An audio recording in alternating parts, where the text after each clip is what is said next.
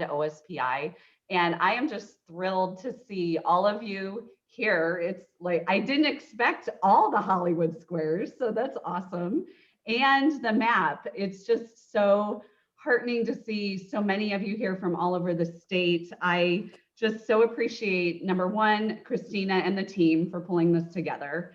And for the journey, the learning journey that many, if not all of you, have been on since the fall in navigating. LMS systems are just one little piece of your work. And so really appreciate all of you for your commitment to your own growth and development, to the growth and development of your students and your practice, and taking time at the end of a long day in front of screens, yet another couple hours in front of a screen. So really just appreciate all of you for being here. And I have the privilege of opening us up today to honor the native lands in which we're located today. Can you, you'll jump ahead? Yeah, thank you. We open our statewide sessions traditionally in acknowledgement and with honor and gratitude that we're situated on the homelands of tribal nations across our Northwest region who have been stewards of these lands since time immemorial. If you'd like to learn more about the tribes that are closest to your school districts and Native education in our state, many of you are immersed in it, many of you are new to this work. We'll put a couple of links in the chat where you can learn more, links to specifically where school districts and tribes are situated, so you can see who your local partners are, as well as a link to the Office of Native Education, with whom the AESD is a very close partner with in much of our work. Statewide work.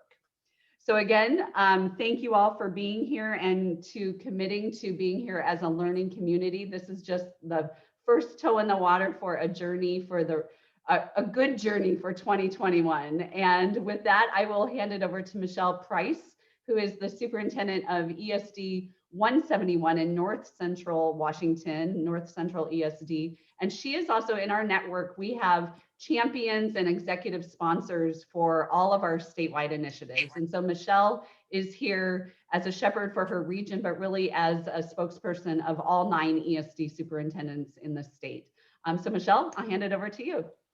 Thank you. Good afternoon, everybody, and thanks for being here. It's so good to see so many Hollywood squares here, like Jessica said. Just a really great opportunity for some peer-to-peer learning and support. And I'm just so excited to be part of this and to be here with you today. So what you see in front of you is a slide, the AESD. I know we all are really familiar with the ESD set, but the AESD is really just all 9 educational service districts working together in partnership. We collaborate on our goals, accountability, deliverables, any statewide initiatives really that help us to make sure services and supports for students and staff across our entire state, regardless of your zip code, have access and have a sustainable support. So again, Jessica already mentioned that our structure allows for both an ESD superintendent and an assistant superintendent to either be an executive sponsor or a champion. That really just means that we're the cheerleaders. I'm the cheerleader for the team that has put all this together and support where it's needed. But taking a look around our state, we have 9 educational service districts. Multiple districts are served by each one of them, and we really do work in partnership really well together. Thank you. Next slide, please. All right, you guys are here on a journey, and this journey really started, as much as I hate to admit it, it started because COVID led us to it.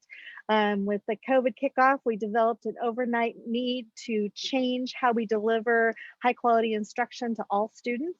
And those of you sitting in this room today are really seizing the opportunity to look forward and to look ahead. So with our LMS goals that we had, we really started with just that, platform selection opportunity. We moved into the 101 series where we really just helped with the basics of accessing an LMS system, supporting and selecting and managing curriculum and supports, and then communications and assessment. This is absolutely the next step. We do have some dive deeper classes that have been developed by the team also, but this network is an opportunity for you all to really share in learning together and that peer-to-peer mentorship and support for high levels of instruction and practices, regardless of where you live or regardless of the zip code your students come from. So it's very exciting to me that you're here today. I would be amiss to not, Harriet Tubman is one of my favorites, and she once said, every great dream begins with a dreamer. Always remember, you have within you the strength, the patience, and the passion to reach for the stars to change the world. We can't return to pre-COVID the way things were. Our kids are going to expect more out of us, and we expect more out of us. And those of you in the room today are going to lead that effort. I'm grateful for your willingness to be here and to share and learn together. So seize this opportunity and really have a great network time.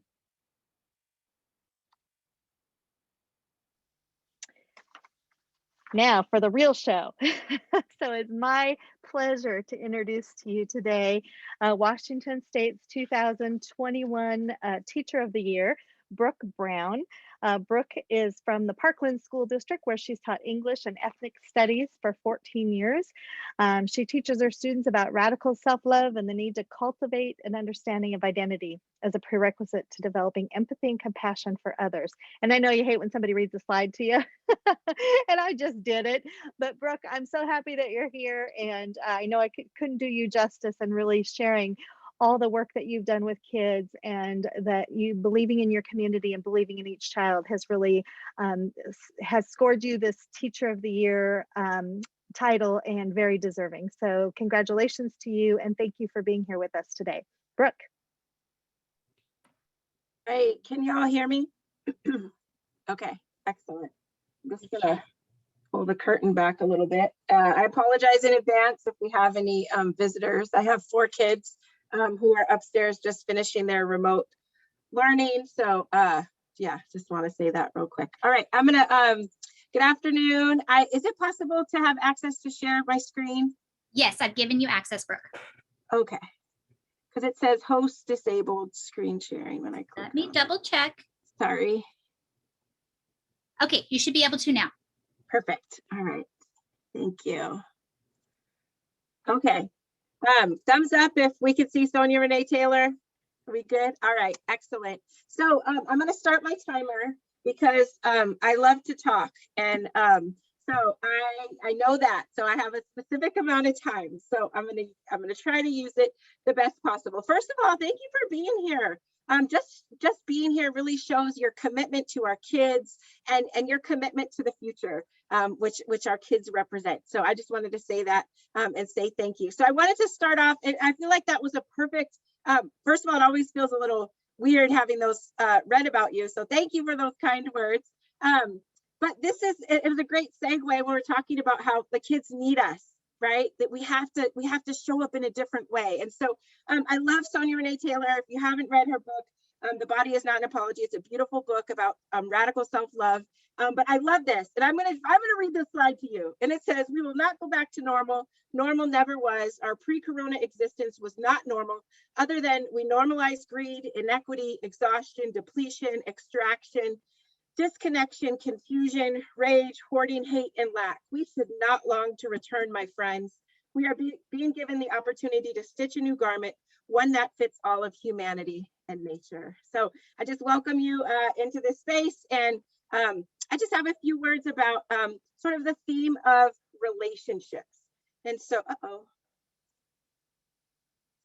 We had a tech issue. It should be back now, Brooke. Sorry. Okay. Oh, that's okay. No worries. Okay. We're just modeling what you all get in your classroom anyway. Yeah, it's like okay.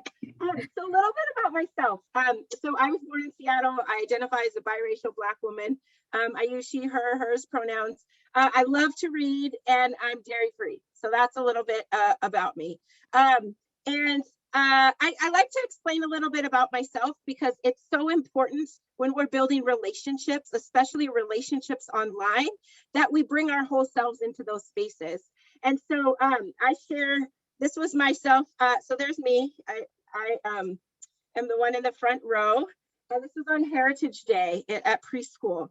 And so I think about that picture, and I think about myself. And the reason why I became an educator was because I needed a teacher that could see me and could understand and could could be there to support me through my educational journey. And that's why I became a teacher. So when I come into every space, I bring myself as a young person and thinking about what I needed. And then I think about my family. So these are my children. I told you I have 4 kids and my husband, and I think about what they need in the spaces that I enter. And then I also think about my students. This is my first class of ethnic studies last year. I got a chance to pilot it. And Erin Jones has been my mentor since I was in middle school. And she was there in my class that day. So this picture just reminds me. So every space I enter, every time I'm doing work, I bring myself as a young person, I bring my own children, and I bring my students, and I think about my ancestors. And so I try to make sure that I'm thinking about them in every conversation, every time I'm doing anything related to education. And here's another picture of us at the Northwest Teaching for Social Justice Conference. And so when I went into education, I was like, oh, I'm all about equity, right? I want to do all the things to make sure the kids have all the opportunities. And I know that I'm a bridge builder. I'm a recovering people pleaser, but really trying to figure out what my role is in changing the system. And I really learned that it's actually about justice and liberation. What does that look like for all of our kids to have every opportunity? It's about relationships, and they matter. And it's all about that love, the love that we help our students learn for themselves, so that in turn they're able to have that love and compassion for one another. But we can't give out anything we don't already possess. And so that leads me to like community. Community is a verb. It's something that we intentionally build and create on a daily basis. And so let me tell you, I've been teaching for 15 years, and I felt like a first-year teacher this spring, really teaching remotely. It has been so difficult. I know I can't, but I just want to hug every single teacher when I see them. Like my kids, I have lots of teachers that I hear throughout the day in my own house with my children's teachers, and I'm just so grateful. Everybody is just doing their absolute best. And so I thought I would share some of the things that I have done in my classroom as I really striving to build community. And so part of what I want students to be able to do when we're building relationships and building community is really learning how to love themselves, every part of themselves. And so one of the things that I do every day at the beginning of class is I put up a quote by someone that is worth knowing. That's someone from history, that's someone that's doing social justice work, that's someone contemporary that I've got to hear from.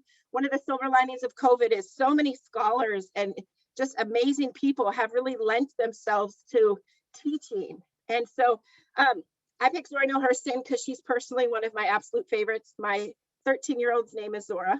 So there are years that ask questions and years that answer.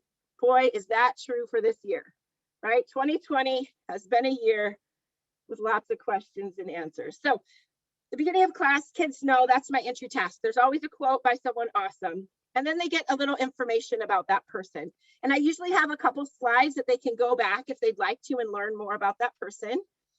If you were in class that day, you would have probably got about a 10-minute description of Zora Hurston because her story is fascinating. And I love Alice Walker too. And so she's a big part of her story. So anyways, if you haven't read Their Eyes Are Watching God, I highly recommend. And then we do a check-in. So we start off with like a quote and then directly a check-in. And so it could be a check-in that's like, how are you doing? Or it could be, how did you intentionally unplug and de-stress this weekend? We talk a lot about what is grind culture? What does that mean to always be going and going? How can we turn off our cell phones and de-stress and be present with the people at our house? I know they might be driving us crazy, but what does that mean to like put away your distractions and intentionally have conversations? A short amount of time of intentional conversation builds relationship. And so what does that mean to really value, to show people that you value them? Or it might be on a scale of Baby Yoda. How are you feeling today? Or it could be, which number are you today? This is one of my favorites. Just really letting kids share just how they're doing, showing up. Before we get to anything academic, I just want to know, how are you as a person? And then we'll go into some other important questions, like, what do you wish there was more of in the world? And I always share with them as well. So this was mine, and empathy, dairy-free shakes from Burgerville. Those are amazing. I wish more places had them. What's your favorite song or artist? I'll do that a lot with them, and then I'll share some of my favorites. And then we move into, I have this great planner, the social justice planner, where it says every day, what is going on today? And so I just pulled this from a slide. That was the day, I think this was in October. But for today, I noticed there wasn't anything in my planner. So maybe you pick out something that's going on. If I did a slide today, it would be about maybe there will be snow tomorrow. I'm so excited, maybe. That's probably what I would do. And then we're gonna do some deep breathing. And it was really powerful because this is something we do every day, because it reminds me that I need to breathe and just be really in the moment. And it also helps my students do that. So everything that I'm having my students do, I'm modeling, which is in turn helping me with my own self-care. And I had a student that told me a couple weeks ago, she sent me a private message and she said, hey, Miss Brown, I just want to let you know, I had a panic attack yesterday, but because of the mindful breathing we did in class, I knew what to do and I was okay. And so how awesome is it when we can teach our students those skills that can help them be successful when we're not there? That's like the goal, right? Like you don't even need me. I'm gonna work myself out of a job because they're so amazing, right? They're gonna take what we're guiding them or helping them learn to do and run with it. Like that's the goal. So that was really powerful. So we do that every day. And then we recite in Lakesh together. And I'm not a native Spanish speaker. And so this is very outside of my comfort zone. And to just say it, and oftentimes remotely, it was like saying it to myself because I don't have all these awesome folks that turn on their cameras. And it's okay if they don't want to turn on their camera, that's all right. But I had a student I talked to last week and she said, I love saying that because it's my reminder every day. And so it was so beautiful that even remotely, even when sometimes as educators or as professionals that we feel like, this feels weird. Maybe this isn't landing the right way. That we got to just keep showing up and we got to keep doing it and leaning into that that awkward stuff and just call it like, this is awkward, right? But I'm just going to do it. And they will lean into that with you. And so keep being awkward. That's what I say. Keep being awkward. Oh, that's my timer, so I will go quick. So another thing that we're always doing is we always stretch. And so when the polar bear comes on the screen, students know, okay, we're going to get up and do something awkward with Miss Brown to make sure that we are moving our bodies. So one thing that I just want to really kind of really just recognize is that there's such an imposter syndrome that exists within education. And I just am so like, there is no superheroes. Like there's no capes, no one has one tucked in. And so I think the more readily we can just be honest with our kids, we can say like, hey, I'm struggling too, this is hard. And I think when we can really, this is a myth, y'all, this is a myth. I forgot there was that animation. But when we can really say that 2020, we have had some grief. That's what we've all been experiencing. Different days, I say my kids pass off the struggle stick, different days, different kids are struggling, my own kids at home. Like how can we keep showing up and naming what we're feeling, but supporting one another as we go through that? And then how can we have gratitude in that process? And so I would just really challenge all of us to think about how joy is resistance. How when we are feeling overwhelmed, when we are feeling like this is hard, that when we really dig into that gratitude and dig into that joy, it can be found. I have a colleague who every morning we call one another and we have to recite what our joy was from the previous day. And some days are hard to find some joy. But let me tell you that practice and doing that with my students, I ask them to be prepared to share their joy. And some days it might be I woke up and you know what? That is something to be really happy about. So I'll leave you with this Bettina Love quote because it's Black History Month and a big fan of Bettina Love if you're not familiar with the Abolitionist Teaching Network, but she says, too often we think the work of fighting oppression is just intellectual. The real work is personal, emotional, spiritual, and communal. It is explicit with a deep and intense understanding that loving Blackness is an act of political resistance. And we're doing Black Lives Matter at school right now. And I think just to remember that Black lives don't just matter, but they inspire, uplift, bring beauty, spread wisdom, revolutionize, and make the world an infinitely better place. So thank you for having me, and thank you for loving our students the way that you do. Brooke, I want to say thank you on behalf of all of us for being here today. You have inspired me in so many ways with just your short message. We have a moment for maybe 1 or 2 questions. If you have a question for Brooke, you want to place in the chat, or if you'd like to unmute for a moment to ask your question of Brooke, we have just about 5 minutes for questions. I did see that Craig Lund had asked about how do you get your students talking, Brooke? What magic tips do you have for us? No magic. I don't have a magic wand, but something I did find with my students is I was just asking them, like, what is it that you want? And what I tried was, every day we start with one of those, like, does pineapple belong on pizza? Yes, it does.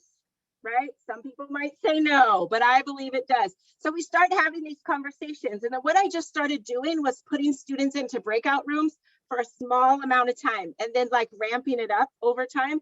So they had to go to a breakout room and have a conversation about like pineapple on pizza. And then I would hop between them, and then they would go a little bit longer, and they were always random. And so the goal is just to get kids talking. And then what happened is we started doing breakout rooms for group work and conversations, or for doing mixers. And I would pop in the rooms and they would all stop when I came in. I was like, are you having an off-topic conversation? And they would say, yes. And I said, yes, that's wonderful. I'm so happy that you're talking. And so I think we just have to just celebrate them connecting, because there's not enough connection right now. I can tell you with kids that I have a senior in high school, an 8th grader and a 3rd grader, and they miss connection. They miss it. So whatever we can build in, I think really the purpose of what I shared with you is that when we build relationships, that might seem like you took a lot of time talking about things that maybe don't really quote matter in the academic sense. But the more that we connect with students on a personal level, the more that students feel seen and validated and important and heard, then they'll be able to connect with the academic stuff. But that's, I just think we have to think about the whole student and just all the things that are happening right now that are out of our control. Thank you again, Brooke. We are so honored to have you. There have been a few questions in the chat that maybe you can respond to individually, as well as there's a request for your slides if you'd be willing to share them with us. Some people were pretty impressed by them. So thank you, Brooke. I have placed in the chat for everyone the link to our agenda and our next steps. I'm going to share my screen one more time. We have had many of you interact with us inside the hub already, and that's the Canvas, the asynchronous piece of things. I walked through and watched people make their goal setting and other things, and I just cried. It was just so amazing to see you connecting with one another and engaging already. We wanted to take a moment to share this goal setting video for those of you who haven't been able to watch yet, while you get up your agenda as you start thinking about where am I going to go when this part is over, and you get to engage in your own activity. Andrew, do you want to say a few words about the personal growth goal? Yeah, thank you, Christina. So just like Christina mentioned, this is part of the Canvas Hub, which is where the participatory community is. So you can ask all your questions. You'll get prior knowledge. All the recordings from these sessions will go there after this is over, including Brooke's piece, so we can rewatch, because I know I will. So thank you, Brooke, for that. But personal growth goal setting is a huge part of this work, because this participatory community is for you. So what are your goals? How do they impact your practice? And really, we want to focus on what are action steps that you can take to help you move towards your goal. And like Christina mentioned, we've been looking in and conversating with most of you, and I'm noticing that you're talking with each other already as well. So having a growth goal that we can work towards is really impactful with this work. So we have this short video. This is also seen in the Canvas to introduce the growth goal setting. And we hope you enjoy, and we're looking forward to continuing to interact with you online. Thank you, Andrew. Hello and welcome, Regional Education Network members. We're glad you're here. This video is to introduce you to the personal goal setting process, which we'll use throughout this participatory community.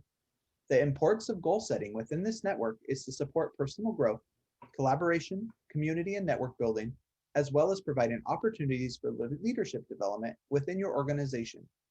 You will have the opportunity to dive in deeper into the context of the goal you develop, as well as actionable steps to support your goal growth. Now, Jeff will explain the areas of context of goal setting that you will be using in the near future to write your goals, including 2 necessary components to help you frame your goal structure. Jeff? Thanks, Andrew. Let's be purposeful about how we want to grow. How do you want to grow? Perhaps you have some growth goals already in mind, or maybe you have something already written down on paper, like with TPEP or something. In any case, we invite you to choose some areas of growth as a member of the Regional Educator Network. As you write your personal growth goal, you'll be using the State 8 criteria, which are best practices for student learning. Maybe the descriptors learning environments and student learning needs will be what you choose for your personal growth goal. You'll be also using the ISTE standards for educators to frame your growth goal in order to deepen your practice, promote collaboration with peers, or challenge your approach to learning. Maybe in that you're thinking, maybe I want to grow as a learner or as an analyst. However you want to grow, you get to pick areas of focus from the State 8 criteria and the ISTE standards to help frame your learning and what you want to do. It's your choice on what you want to do. How will you grow? Great. Now you've started to consider what your own goal might look like. As you continue to participate in the Regional Educator Network Hub, we encourage you to regularly revisit this goal as we collaborate around the 3 themes: relationships and career development, power of educators, and learning environment. We do not expect everyone to be starting from the same place or sharing the same goals, and we want to meet each other where we already are. So we thank you for joining us in building this participatory community where we will share our goals, discuss challenges, and reflect on our commitments toward goal growth.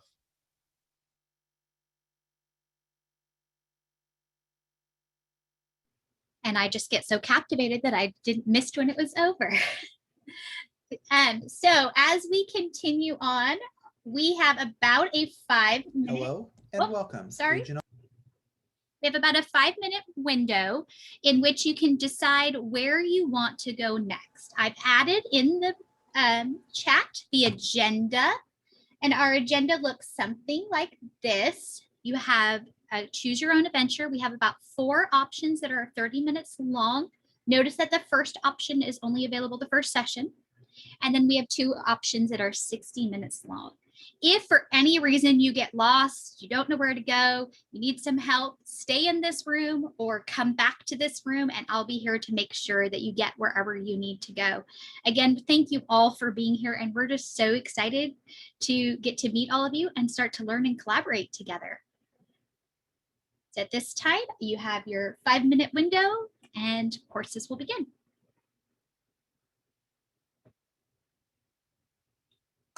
Thank you to all my presenters that are running off to join you.